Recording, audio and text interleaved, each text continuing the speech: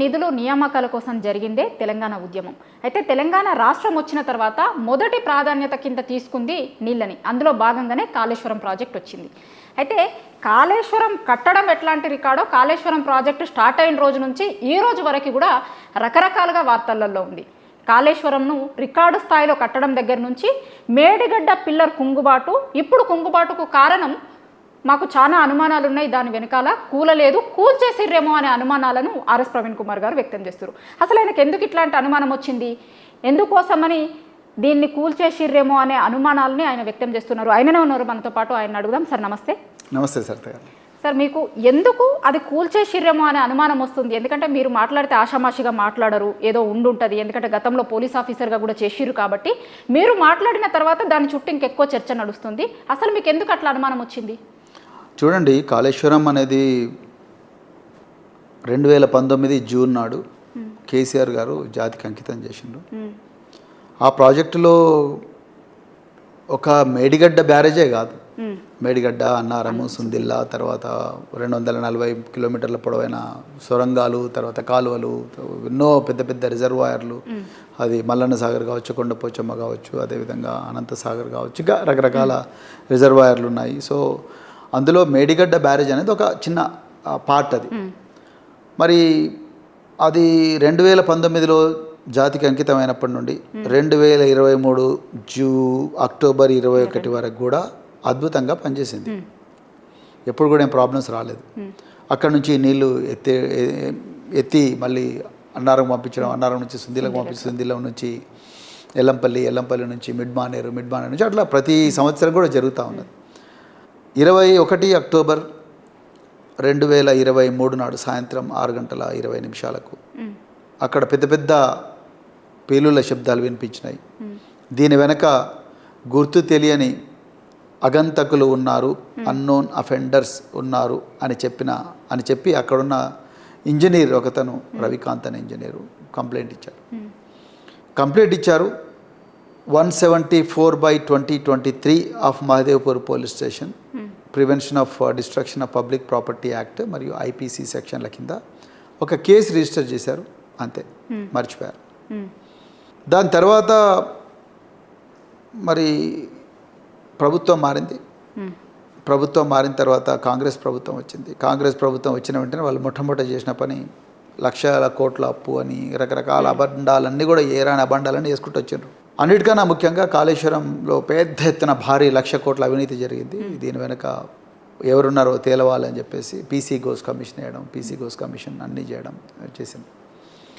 So అప్పుడు నాకు interest ఎక్కువైంది. యాక్చువల్గా ఈ సబ్జెక్టులో నేను ఎక్స్పర్ట్ కాదు. నేను అప్పుడు ప్రభుత్వంలో వెల్ఫేర్లో ఉన్నాను. దాని తర్వాత రాజకీయాల్లోకి వచ్చి నేను బహుజన్ సమాజ్ పార్టీ రాష్ట్ర అధ్యక్షుడిగా పనిచేశాను. కానీ ఈ కాళేశ్వరం అనేది నిజంగా మేడిగడ్డ అనేది మొత్తమే కాళేశ్వరం మాత్రమే మేడిగడ్డ మాత్రమే కాళేశ్వరం అనే దాని మీద ఒక కొత్త నెరేటివ్ కాంగ్రెస్ ప్రభుత్వం ఇవ్వడానికి ప్రయత్నం చేసింది ప్రజలకు. కాళేశ్వరం పోయి కూలేశ్వరం అయింది. మేడిగడ్డలో ఒక్క పిల్లర్ కూలిపోతే కాళేశ్వరం ప్రాజెక్ట్ మొత్తం కూడా కూలిపోయింది. 1,00,000 కోట్లు పెట్టి కడితే 1,00,000 కోట్ల అవినీతి జరిగిందంటారు. 1,00,000 కోట్లు పెట్టి కట్టినప్పుడు 1,00,000 కోట్ల అవినీతి జరిగితే ఇన్ని ప్రాజెక్టులు ఎక్కడి నుంచి వస్తాయి? ఈ మాత్రం కూడా ప్రజలు ఆలోచించేదానికి సమయం లేకుండా, వాళ్ళని ఆలోచించనివ్వకుండా పెద్ద ఎత్తున కూడా దాడి మొదలు పెడుతుంటే నేను ఒక క్షణం వెనక్కి జరిగి ప్రశాంతంగా ఆలోచించాను. అసలు మేడిగడ్డ అనేది ఏంటి? ఈ కాళేశ్వరం ప్రాజెక్టులో ఈ మేడిగడ్డకి ఇంపార్టెన్స్, అసలు మేడిగడ్డలో ఏం జరిగింది అనేది నేను రివర్స్ ఇంజనీరింగ్ చేయడం మొదలుపెట్టినప్పుడు ఆ రోజు కుంగిపోయింది అన్నారు. కుంగిపోయిన వెంటనే ఏం జరిగింది? పేపర్లను తిరిగేయడం. దాని తర్వాత అక్కడ ఏదైనా ఒక ప్రమాదం జరిగినప్పుడు, ఒక ఇన్సిడెంట్ జరిగినప్పుడు పోలీసుల దృష్టికి న్యాచురల్గా వస్తుంది. ఆ పోలీసుల దృష్టి ఎవరు తీసుకొచ్చినప్పుడు ఆ పోలీసులు ఏమైనా చేసిండ్రా అనే దాని మీద కూడా నేను కొంత రీసెర్చ్ చేశాను. చాలామంది ఇంజనీర్లతోని, పోలీస్ అధికారులతో, వీళ్ళందరితో మాట్లాడితే వాళ్ళు ఒకటి చెప్పిండ్రు, ఎఫ్ఐఆర్ ఒకటి రిజిస్టర్ అయింది అన్నారు. ఎఫ్ఐఆర్ అనేది చాలా చాలా ఇంపార్టెంట్. ఒక ప్రధానమంత్రి మర్డర్ జరిగినా, లేకపోతే ఒక ఎమ్మెల్యే మర్డర్ జరిగినా, లేకపోతే ఒక పార్లమెంట్ మీద అటాక్ జరిగినా, ఏదైనా కూడా ఎఫ్ఐఆర్తోనే ఇన్వెస్టిగేషన్ స్టార్ట్ అవుతుంది. దోషులకు శిక్ష పడేది. అసలు దీని వెనక ఉన్న పెద్ద కుట్ర ఉన్నదా, వీటన్నిటిని కూడా ఎఫ్ఐఆర్తోనే మొదలు పెడతారు. సో ఇక్కడ ఎఫ్ఐఆర్ అయింది. సో ఎఫ్ఐఆర్ తీసుకున్నా, ఎఫ్ఐఆర్ కాపీ. ఎఫ్ఐఆర్లో చాలా క్లియర్గా అక్కడున్న ఇంజనీరు రవికాంత్ పెద్ద ఎత్తున 2 కిలోమీటర్ల మేరకు శబ్దాలు వినిపించినాయి. దీని వెనక గుర్తు తెలియని అగంతకులు ఉన్నారు, వాళ్ళు ఎవరో కనిపెట్టండి, అన్నోన్ అఫెండర్స్ అని రాశాడు అతను. ఓకే. అప్పటి నుండి ఇప్పటిదాకా ఆ ఎఫ్ఐఆర్ని ఎవరు పట్టించుకోలేదు. అప్పుడే నాకు డౌట్ వచ్చింది, అరే ఇంత పెద్ద కేసు. మామూలుగా ఎఫ్ఐఆర్ అయిన తర్వాత ఏం చేయాలి? కరెక్ట్, చాలా మంచి ప్రశ్న. ఎఫ్ఐఆర్లో 2 ముఖ్యమైన పాయింట్లు ఆ ఇంజనీర్ చెప్పిండు. ఒకటి భారీ శబ్దాలు, 2 అగంతకులు. ఓకే. భారీ శబ్దాలు అగంతకులు ప్రతిష్టాత్మకమైన ప్రాజెక్టు. లోపల 10 టీఎంసీల నీళ్లు ఉన్నాయి. ఒకవేళ నిజంగా పిల్లర్లు కూలిపోయింది, డ్యామ్ తెరుచుకొని ఉంటే అక్కడ ఉండే 10 టీఎంసీల నీళ్ళని కూడా లోతట్టు ప్రాంతాలకు పోతే భద్రాచలం నుంచి మొదలు పెడితే ఖమ్మం దాకా చాలామంది, వేల మంది చచ్చిపోయారు. వాళ్ళకేం ఇది కూడా ఉండేది కాదు, సడన్గా చచ్చిపోయారు. ఆంధ్రప్రదేశ్లో కూడా చచ్చిపోయారు. సో అలాంటి ఇంపార్టెంట్ దాన్ని అసలు వీళ్ళు అలాంటి కంప్లైంట్ వచ్చిన వెంటనే చేసేది ఏంటి? వెంటనే నేరస్థలాన్ని కంటామినేషన్ నుంచి ఆపాలి. కంటామినేషన్ అంటే ఏంటి? మిగతా ప్రజలు ఎవరు కూడా పోకుండా వెంటనే దాన్ని సీజ్ చేయాలి. సీల్ చేసిన తర్వాత రాకపోకలు నియంత్రించాలి. మూడవది, పేలుళ్ళు భారీ శబ్దాలు అని అన్నారు కాబట్టి, అగంతకులు అన్నారు కాబట్టి వెంటనే clues team, dog squad, bomb disposal squad, experts, series of engineers, వీళ్ళందరూ వచ్చేసి రకరకాల శాంపుల్స్ కలెక్ట్ చేయాలి. శబ్దాలు ఎందుకు వచ్చినాయి, ఐ విట్నెస్లతో మాట్లాడాలి, రైట్. తర్వాత ఎక్కడ ఏ పిల్లర్ కుంగిపోయింది, ఆ పిల్లర్ కాకుండా ఒక వెంటనే నీళ్ళు అన్నీ వదిలేసిండ్రు. పెద్ద ఎత్తున 57 గేట్లు ఓపెన్ చేసి నీళ్ళంతా తీసిన తర్వాత ఆ పిల్లర్స్ యొక్క శాంపుల్స్ తీసుకోవాలి, అక్కడ ఉండే శాండ్ శాంపుల్స్ తీసుకోవాలి, తర్వాత అక్కడ ఇన్స్ట్రుమెంటేషన్ రీడింగ్స్ తీసుకోవాలి, అక్కడ సీస్మిక్ డేటా తీసుకోవాలి, తర్వాత సెటిలైట్ ఇమేజెస్ తీసుకోవాలి, తర్వాత అన్నిటికన్నా ముఖ్యంగా కాల్ డంప్స్ తీసుకోవాలి, కాల్ డీటెయిల్స్ డంప్స్ తీసుకోవాలి. ఒక పోలీస్ ఆఫీసర్గా నార్మల్గా చేయాల్సిన పని, ఎందుకంటే ఇది పెద్ద ప్రాజెక్టు, చిన్న ఇల్లు గొలుపెట్టిన విషయం కాదు. అదేవిధంగా ఈ ప్రాజెక్టు గురించి, ఈ ప్రాజెక్టు వ్యతిరేకంగా ఇది కూల్చేస్తాం, పేల్చేస్తాం, అవినీతి జరిగింది, ఇది నాశనము, ప్రజాధనం లూటీ అయిపోయింది అన్న వాళ్ళందరూ ఎవరైతే దీని మీద విషయంగా అక్కినరో వాళ్ళందరి ఫోన్ నెంబర్లు తీసుకోవాలి. వాళ్ళు ఎవరైనా కావచ్చు, రేవంత్ రెడ్డి కావచ్చు, బండి సంజయ్ కావచ్చు, ప్రవీణ్ కుమార్ కూడా కావచ్చు, తర్వాత కిషన్ రెడ్డి కావచ్చు, ఎవరైనా కావచ్చు, వాళ్ళ మొబైల్ ఫోన్లు తీసుకోవాలి, వాళ్ళ చుట్టుపక్కల ఉన్న వాళ్ళ మొబైల్ ఫోన్లు అన్నీ కూడా తీసుకోవాలి.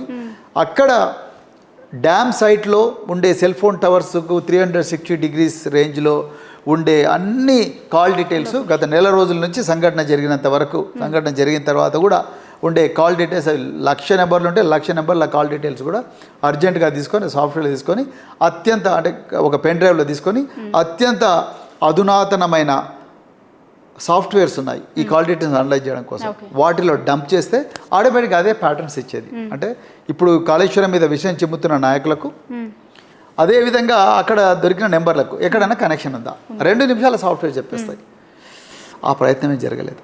నాకు డౌట్ వచ్చింది, అరే ఏంటిది ఇంత ఘోరం. సో నేను ఎక్కడ ఎవరితో మాట్లాడలేదు విషయం. తర్వాత నేను డేటాలోకి వెళ్ళాను. సో ఇది ఓకే, పోలీసు వాళ్ళు ఈ పనులు చేయలేదు, ఎందుకు చేయలేదు, నిజంగా చేసి ఉంటే ఏం జరిగి ఉండేది అనేది ఒక కోణం. రెండో కోణం ఏంటంటే అసలు బాంబులు పెట్టకుండా ఉంటే నార్మల్గా ఏం జరుగుతుంది. అప్పుడు నేను రివర్ ఫ్లో డేటాలోకి వెళ్ళాను. కాళేశ్వరం ప్రాజెక్టు డిజైన్ చేసినప్పుడు 1986లో హయ్యెస్ట్ అమౌంట్ ఆఫ్ ఫ్లడ్ వస్తే ఆ ఫ్లడ్ను ఒక గోల్డ్ స్టాండర్డ్గా తీసుకొని, రెఫరెన్స్గా తీసుకొని 100 సంవత్సరాలు కూడా చెక్కు చెదరకుండా ఉండేట్టుగా ఇంజనీర్లు డిజైన్ చేశారు, రైట్. రెండవది ఏంటయ్యా అంటే 2019లో కేసీఆర్ గారు జాతికి అంకితం చేసిన నాటి నుండి 2023 వరకు కూడా ఈ ప్రాజెక్టు 500 సంవత్సరాల్లో ఎన్నడూ లేనంత వరద వచ్చినా తట్టుకున్నది. అంటే 2022 జూన్ మాసం నుండి నవంబర్ వరకు మ్యాక్సిమం నెంబర్ ఆఫ్ ఫ్లడ్ జూలైలో వచ్చింది, జూలై ఆగస్టులో వచ్చింది. అది 29 లక్షల క్యూసెక్లు. 500 సంవత్సరాల కాలంలో గోదావరికి ఎన్నడూ రానంత వరద వచ్చిన 2022లో ఆ వరదను ఈ 3 బ్యారేజీలు తట్టుకున్నాయి. అప్పుడు ఏం కాలేదు ఈ బ్యారేజ్కు, రైట్. కానీ జూలైలో 2023 జూలైలో 28,57,000 క్యూసెక్ల నీరు వచ్చినా తట్టుకున్నది ఈ ప్రాజెక్టు జూలైలో. 3 నెలల తర్వాత, జూలై, ఆగస్టు, సెప్టెంబర్, అక్టోబర్, 3 నెలల తర్వాత అక్టోబర్ 21 నాడు ఈ పిల్లర్ నెంబర్ 20 కుంగిపోయే నాటికి ఆ రోజు కాళేశ్వరం మేడిగడ్డ బ్యారేజ్ దగ్గర ఉండే ప్రవాహం 25,000 క్యూసెక్కులు మాత్రమే. ఓకే. జూలైలో 28,57,000 క్యూసెక్కులు వస్తే 3 నెలల తర్వాత అదే మేడిగడ్డ బ్యారేజ్ దగ్గర కేవలం 25,000 క్యూసెక్ల ప్రవాహమే ఉండింది. జూలైలో కూలిపోని బ్యారేజు 29 లక్షల దగ్గర కూలిపోని బ్యారేజు 25,000 దగ్గర ఎట్లా కూలిపోతుంది? ఇక్కడ ఏదో ఉంది, నాకు అనుమానం వచ్చింది. రైట్. రెండో పాయింట్ నాకు ఎక్కడ డౌట్ వచ్చిందంటే, నేను అది కూడా నన్ను ఇంజనీర్ కాదు స్వతహాగా, కానీ నేను చాలామంది ఇంజనీర్లతో మాట్లాడు, నాకు కుతూహలం ఎక్కువ. ఎప్పుడైనా ఒక గోడ కానీ ఒక బిల్డింగ్ కానీ కుంగిపోయేటప్పుడు శబ్దాలు చేయదు, కుంగిపోయేటప్పుడు శబ్దాలు చేయదు, సైలెంట్గా కుంగిపోతుంది. కానీ ఇక్కడ శబ్దం వచ్చింది, ఇక్కడ శబ్దాలు వచ్చినాయి. ఎగ్జిక్యూటివ్ ఇంజనీర్లు తర్వాత వాళ్ళ సిబ్బంది పోయి చూసినప్పుడు కూడా శబ్దాలు వచ్చినాయి. కింద ఇసుక కరిగిపోతే అట్లా వంగిపోతుంది అంతే తప్ప ఇసుక కరిగిపోయేటప్పుడు డామ్ అని శబ్దం రాదు కదా. మరి శబ్దం ఎందుకు వచ్చింది? అది రెండవది. ఇంకా మూడవ పాయింట్, చాలా బ్రిడ్జ్లు కొట్టుకపోతాయి సరిత గారు, మీరు చూడండి, కానీ పిల్లర్ల దగ్గర పగులు రావు. మీరు చూడండి, ఇప్పుడు కూడా ఫోటోలు తీయండి, ఇంటర్నెట్ పోండి, ఎక్కడన్నా పోండి, ఎన్నో బ్రిడ్జ్లు కొట్టుకొని పోతాయి. పిల్లర్ టు పిల్లర్ ఏదైతే ఉందో, 2 పిల్లర్ల మధ్యలో ఉండే ఈ లాంగిట్యూడినల్ హారిజాంటల్ కాలం ఉంటుంది చూసారా, బస్సులు పోవడానికి లారీలు పోవడానికి ఇట్లా హారిజాంటల్గా భూమికి సమాంతరంగా కాలమ్స్ ఉంటాయి కదా, అవి కొట్టుకొని పోతాయి. కానీ పిల్లర్కి ఏం కాదు, పిల్లర్ అట్లనే ఉంటుంది జనరల్గా. ఒకవేళ పిల్లర్ కుంగిపోతుంది కానీ పిల్లర్ మధ్యలో నుంచి పగుళ్ళు రావు. మీరు చూడండి, ఏ ఫోటోగ్రాఫ్ అనేది మీరు వెరిఫై చేయండి. సో దీంట్లోనే లాంగిట్యూడినల్గా పిల్లర్కు క్రాక్ వచ్చింది. ఇంకా 4వది, ఎవరైనా ఆగంతకులు దీన్ని ఎక్స్ప్లోడ్ చేసిండ్రా? ఎక్స్ప్లోడ్ చేస్తే మరి మొత్తం పేలిపోవాలి కదా, అవసరం లేదు. చిన్న చిన్న డిటోనేటర్స్, జిలెటిన్ స్టిక్స్, అది నక్సలైట్ల ప్రాంతం అదంతా కూడా. మేడిగడ్డ, అంబడిపల్లి, పలిమెల, పంకెన, ముకునూరు, నీలంపల్లి, నెక్స్ట్ సీతక్క ఎమ్మెల్యేగా ఉన్న ఏరియా, బుట్టాయిగూడెం, కన్నాయిగూడెం, లవ్వాల, బందాల, కన్నెపల్లి, కాల్వపల్లి, బయక్కపేట, ముద్దులగూడెం, తర్వాత పస్రా, మేడారం, తర్వాత ఇంకా రకరకాల ప్రాంతాలు. ఇవన్నీ ఒకప్పుడు నక్సలైట్లు బాగా తిరిగిన ప్రాంతాలు. ఎక్స్ప్లోజివ్స్ ఆ ప్రాంతాలకు కొత్తగా. సో ఈ కంట్రోల్ బ్లాస్టింగ్ ఏమైనా జరిగిందా? సో ఒక 10-15 డిటోనేటర్స్, దాని చుట్టూ చిన్న చిన్న జిలెటిన్ స్టిక్స్ పెట్టి అన్నిటికీ ఒక వైర్ పెట్టేసి ఒక బటన్ నొక్కితే కంట్రోల్గా పేలిపోతాయి. మీరు చాలా బిల్డింగులు పక్క ఇంటికి కూడా నష్టం జరగకుండా కిందికి తీసుకొస్తారు పేల్చేసి. మనం ఈ మధ్య హైడ్రా కూడా చేసింది అదే పని. సో అట్లా చాలా చోట్ల కూడా బిల్డింగులు, నిరుపయోగంగా ఉన్న బిల్డింగులు, ఎప్పుడు కూలిపోతాయో తెలియని బిల్డింగులు అన్నీ కూడా ఫటాఫట్ చేస్తారు. అప్పుడు శబ్దాలు వస్తాయి. ఎందుకంటే ఎక్స్ప్లోజన్ అంటేనే గాలి 1 మిల్లీ సెకండ్ లోపలనే ఎక్స్పాండ్ అవుతుంది. ఎక్స్పాండ్ అయ్యి పెద్ద ఎత్తున శబ్దం వస్తుంది. అట్లా శబ్దాలు వచ్చినాయా అని ఆలోచించిన. మరి డ్యామ్లు పేల్చే అవకాశం ఉందా? ఉంది.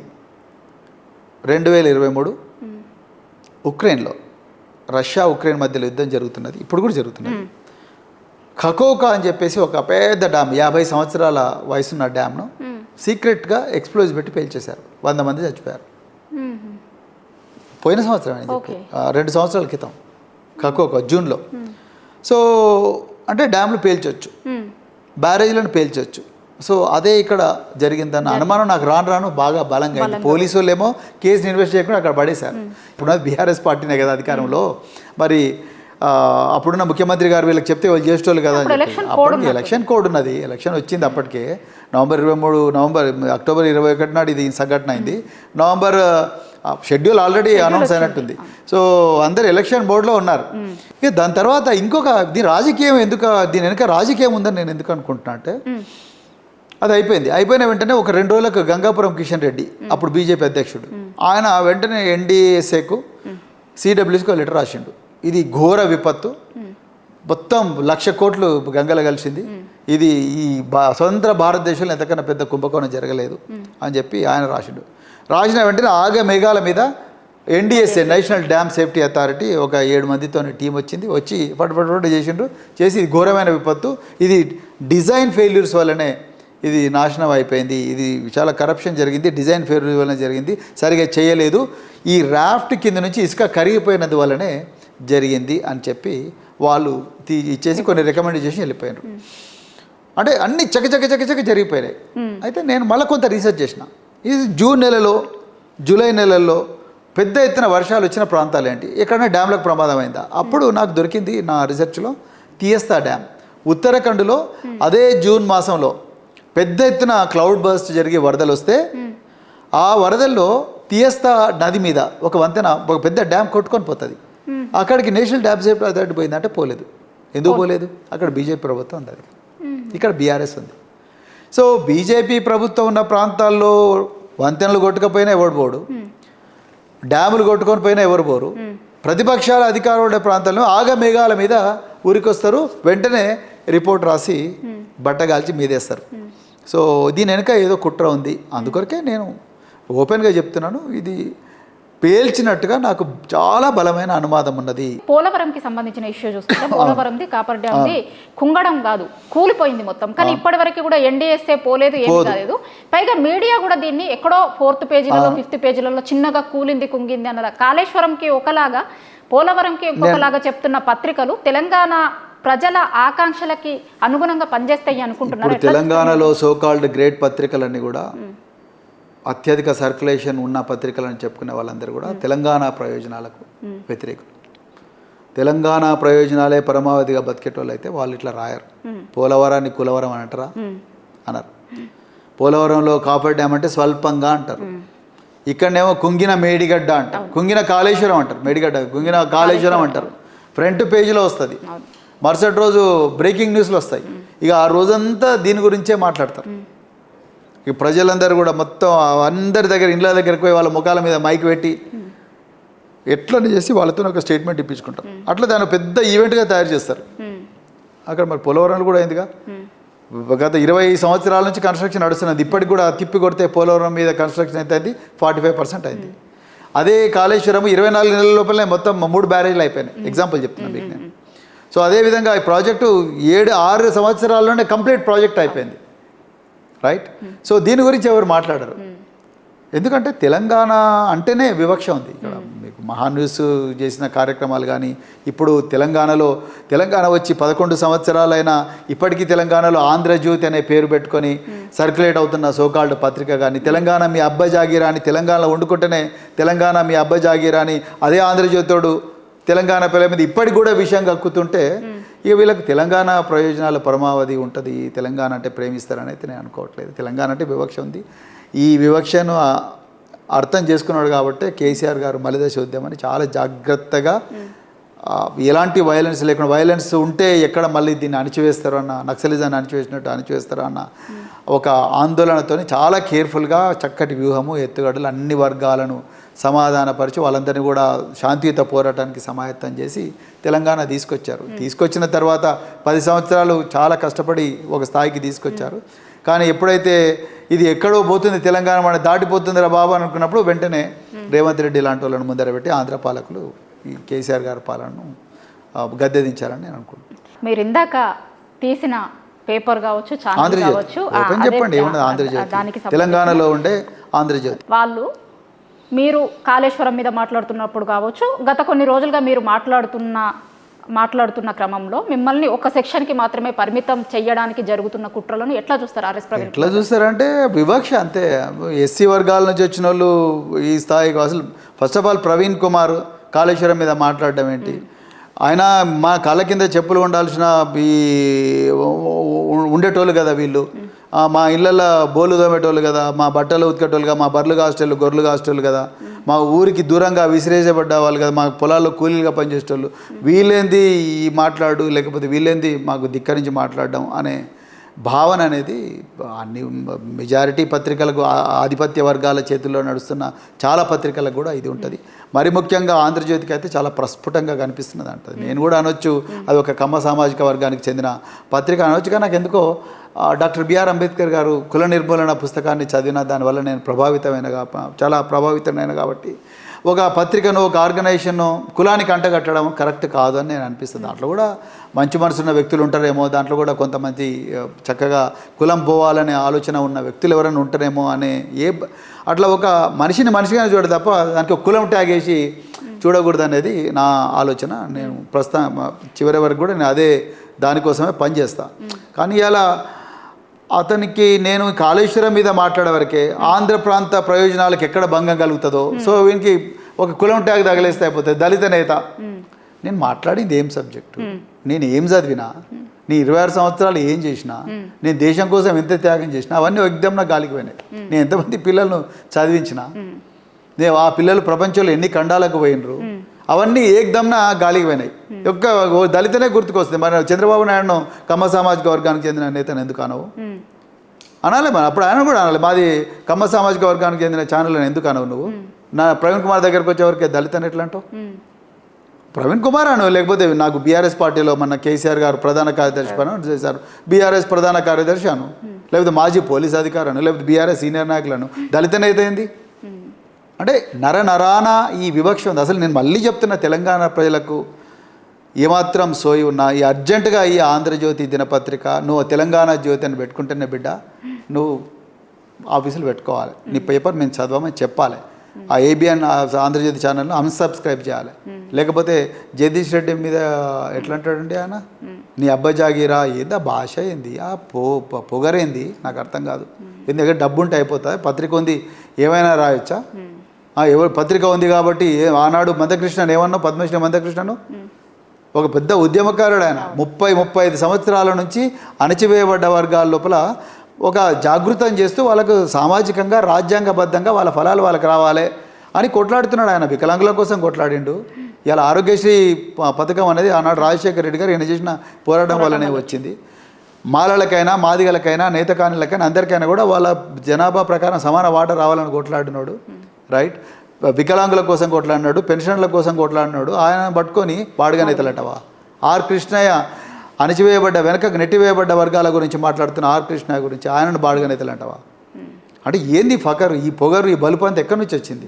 సో అందుకొరకు తెలంగాణ ప్రజలు ఇట్లాంటి దళారీ బ్లాక్మెయిల్ దోపిడీ వర్గాలు ఎవరైతే ఉన్నారో, పత్రికలు మా చేతిలో ఉన్నాయి కాబట్టి ఏం రాసినా నడుస్తుంది అనే శక్తులు ఎవరైతే ఉన్నారో వాళ్ళకు వ్యతిరేకంగా ఉద్యమం చేయాల్సిన అవసరం ఉన్నది. అలాంటి వ్యక్తులు go back, Telangana doesn't need you అని చెప్పి చెప్పాల్సిన అవసరం ఉన్నది. క్విట్ తెలంగాణ అని చెప్పి ఉద్యమం చేయాలి. ఇట్లాంటి వాళ్ళకు ఎవరైతే మంచిగా రాసిగో రాజ్యాంగం అండి సరిత గారు, రాజ్యాంగంలో ఆర్టికల్ 19 నువ్వు ఏ ప్రాంతంలో పుట్టినా ఏ ప్రాంతంలో పెరిగినా ఎక్కడైనా కూడా నువ్వు బతకొచ్చు, ఎక్కడ రైట్ టు లైఫ్ అనేది ఆర్టికల్ 21 కాన్స్టిట్యూషన్ ఇస్తున్నది. నువ్వు ఎక్కడైనా బతకొచ్చు, రైట్ టు లైవ్లీహుడ్ కూడా ఆర్టికల్ 21 ఇస్తున్నది. కానీ నువ్వు ఆ ప్రాంత ప్రజల మనోభావాలను దెబ్బతీసే విధంగా, కుల వివక్షను పెంచే విధంగా, రెండు వర్గాల మధ్యలో కొట్లాటలు పెట్టే విధంగా, లేనిది ఉన్నట్టుగా ఉన్నది లేనట్టుగా చెప్పే విధంగా పెడితే నువ్వు చట్ట ప్రకారం నేరస్తుడు అవుతావు. నీకు ఆ నైతిక హక్కు లేదు. ఇక్కడ ఆంధ్రజ్యోతి అని పెట్టుకొని తెలంగాణ ప్రజలు తెలంగాణ నీ అబ్బ జాగిరా అనడం అనేది తప్పు. నీకు ఆ నైతిక హక్కు లేదు. తెలంగాణ ప్రజలు నిన్ను తెలంగాణ ప్రజలందరూ కూడా ఈ పత్రికను బహిష్కరించాలి, ఈ ఛానల్ బహిష్కరించాలని నేను పిలుపునిస్తున్నాను. Thank you sir.